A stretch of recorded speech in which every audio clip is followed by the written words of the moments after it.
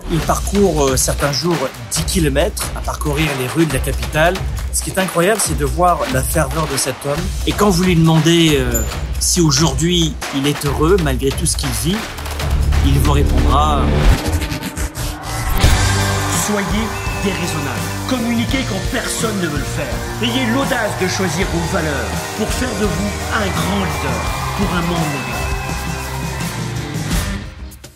Ali est arrivé en France, il avait 18 ans, il parlait pas un mot de français. Et il a rejoint, parce qu'il devait trouver un travail, il a rejoint ce qu'on appelle les vendeurs à la criée. Et aujourd'hui, c'est le dernier vendeur de journaux de rue à la criée de Paris. Plus de 70 ans aujourd'hui. Et il continue avec ferveur à parcourir les rues de la capitale. Il parcourt certains jours 10 km sans parfois vendre un seul journal. Ce qui est incroyable, c'est de voir la ferveur de cet homme. Combien d'heures par jour et combien de restaurants vous faites? Oh, encore aujourd'hui, j'ai fait quand même pas mal de restaurants jusqu'à là. Là, je reviens de Serbe-Babylone. Mais quand je fais 10, je vends 2-3 journées. Avant, dans chaque restaurant, je vends 2-3-4. Et maintenant, quand je fais 10 établissements, je vends 2-3 journées. Des fois, rien, même pas. Il y a aussi une particularité d'Ali, c'est qu'il a une approche à sa façon très marketing de vendre les journaux. Son astuce à lui, c'est de caricaturer une de journal pour faire rire les gens. Ah, enfin, Julien a trouvé quelqu'un sur Tinder. Ça y est, Julien a trouvé quelqu'un. Julien a trouvé quelqu'un sur Tinder. Et quand vous lui demandez pour quelle raison il a cette approche marketing, ou en tout cas sa technique de vente pour faire rire les gens, il vous répond: et c'est pas uniquement un raccroche pour gagner quelques sous, quelques pièces. Pas du tout. Moi, je veux que les gens ils soient heureux. C'est la joie. Je mets la joie, l'ambiance, pour que les gens vivent dans la joie, dans l'été. Tout simplement, j'essaye de faire rire les gens. À chaque fois que je vois un homme comme ça dans la rue, j'ai envie de m'arrêter et de discuter avec lui pendant des heures. Ou avec elle, homme ou femme.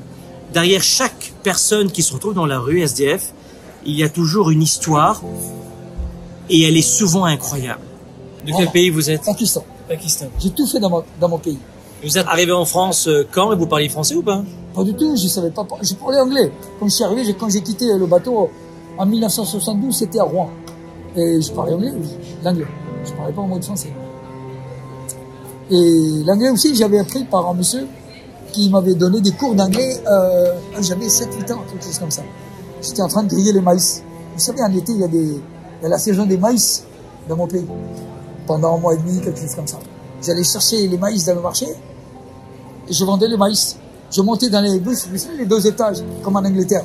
On était liés avec les Anglais parce qu'on était colonisés par l'Angleterre d'ailleurs. Et puis je montais dans les bus. Je vendais les maïs. J'ai grillé les maïs sur les charbons. Et les gens, ils venaient m'acheter. Et là, il y a un monsieur qui venait m'acheter les maïs, très souvent, qui était un prof d'un collège. Il était, je crois, touché par ma situation. Et c'est lui qui m'a proposé de venir chez lui. Parce que comme c'est un prof de collège, il donnait des cours particuliers à ses jeunes élèves. L'après-midi, vers 16-17 heures, il m'a appris à écrire, lire, tout simplement. Et même mathématiques, d'ailleurs. De déchirement, de séparation, de douleur. Ali, par exemple, est l'une de ces personnes qui a été choqué dans sa vie suite à une agression sexuelle. Il avait 20 ans, il est tombé sur un pédophile alors qu'il faisait du stop sur la route. Et le pédophile, armé d'un pistolet, l'a obligé à avoir un rapport sexuel. Dans le forêt, il m'a amené dans le forêt avec un pistolet. Il m'a fait le site. Ça aussi, c'était traumatisant pour moi. J'avais 20 ans. Et quand vous lui demandez si aujourd'hui il est heureux malgré tout ce qu'il vit, il vous répondra: l'homme est compliqué. Il est jamais content. Il y a des gens qui sont jamais, on ne peut pas satisfaire. C'est impossible.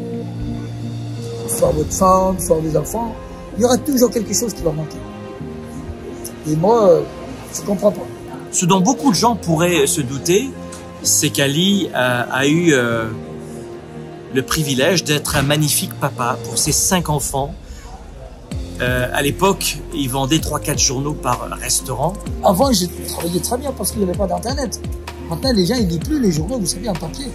Maintenant, ils sont tous équipés avec les iPhones, iPads, tout ça. Et aujourd'hui, il lui arrive de passer une seule journée sans vendre un seul journal dans lequel il est un petit peu à la commission, si vous voyez ce que je veux dire. Les fins de mois sont pas terribles. Oui, les revenus, c'est la commission. Hein.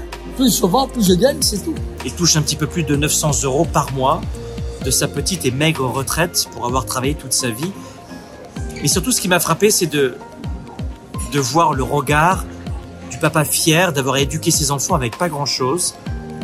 5 enfants, dont l'un d'entre eux est ingénieur, par exemple. Et ces gens-là sont souvent pleins de fierté d'avoir réussi à faire des hommes et des femmes à leur manière et avec de très belles valeurs, mais avec pas grand-chose. Ce que je retiens aussi de cette rencontre touchante de rue, une belle leçon pour nous tous, c'est qu'on a tendance tous les jours à se plaindre pour des broutilles. J'ai travaillé 40 ans dehors et j'ai jamais dormi un week-end. Jamais. L'hôtel La Perle était mort. J'arrivais à samedi, ici, samedi. 11h, je rentrais le lendemain. 18h, 20h. Souvent, ce sont les tracas qui nous pourrissent la vie, pas tellement les problèmes, un cancer, la mort de l'un de nos proches. Moi, je fais tout à ma façon. Je donne tout mon argent. Je n'ai pas de maîtresse. Je ne gaspille pas mon argent. Je donne tout à ma femme, à mes enfants. Ils sont jamais contents. On dirait qu'ils sont encore quelque chose qui manque. Ce sont souvent les tracas qui nous rendent malheureux. Et quand vous demandez à Ali quel est son niveau de bonheur, il vous répond ceci. Je suis quand même 80% satisfait, mon bonheur. 80 sur 100. 80 sur 100. Résilience, courage, positivité et aussi cette fierté de travailler. Peu importe ce que tu fais, mais fais-le. Et c'est ça aussi le message d'Ali qui est génial. Et puis enfin, il y a le regard des autres, la peur du rejet.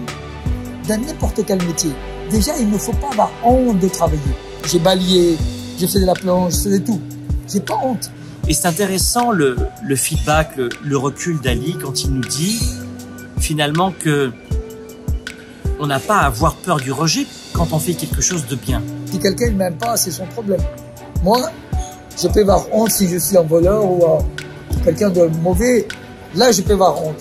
Mais comme je suis fier de moi-même, pourquoi avoir peur? J'ai jamais fait une bêtise. Je ne dis pas, je ne dirais pas, je suis parfait non plus. Et c'est peut-être une astuce pour nous aujourd'hui. Si tu ne fais rien de mal, si tu agis, pour quelle raison avoir autant peur du rejet? Parce que nous ne sommes pas à l'avis des autres, mais aussi nous n'avons pas à prendre pour des vérités ce que les gens pensent de nous. Et un non avec lui sera peut-être un oui avec l'autre. Donc c'est peut-être ça qu'il faut travailler dans notre psychologie de leader et d'entrepreneur. C'est être capable de prendre du recul, de relativiser. Et puis aussi, la dernière leçon que je retiens, aussi, c'est allons vers les autres. Nous vivons dans une culture, dans une société occidentale, Europe et évidemment Amérique du Nord, où on nous apprend à avoir peur des autres, à fuir les autres. Mais si nous savions à quel point les autres peuvent avoir nos solutions, la réponse à nos tracas. Tu cherches une solution? Prends un livre, il a été écrit par une autre personne. Même s'ils me font pleurer, c'est le titre de mon premier livre, j'ai écrit 3 livres. Et vous avez écrit 3 livres à quel propos? Les mémoires, c'est ma vie. Mais on parle de mon livre, dans l'article. J'ai écrit mes mémoires. J'ai fait publier mes mémoires. On voit les autres comme un danger, alors que les autres égale opportunité de croissance, de croître. Les autres, pour résumer, égale bonheur. Est-ce que tout le monde est bien? Non. Est-ce qu'on doit être des bisounours? Non plus.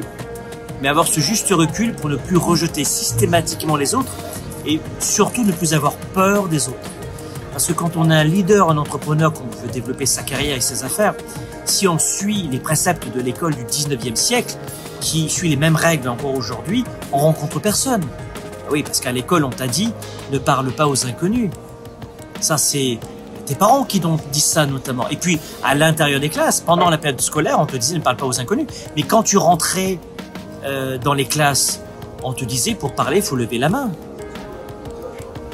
Ne parle pas avec les voisins, sinon tu as une punition. On nous a appris à nous taire, à ne pas aller vers les autres. Dans cette école du 19e siècle qui sévit encore aujourd'hui, qui s'améliore mais qui sévit encore. Donc allez vers les autres pour vivre votre vie à 110%. D'ailleurs Ali, il a sa propre définition. Positivité. Il ne faut pas avoir peur. Il faut avancer dans la vie. Il faut, malgré les souffrances, la dureté, ça motive. Et la vie, c'est comme une tempête. Hein, et ça passe. Et après, il y a les beaux jours qui arrivent.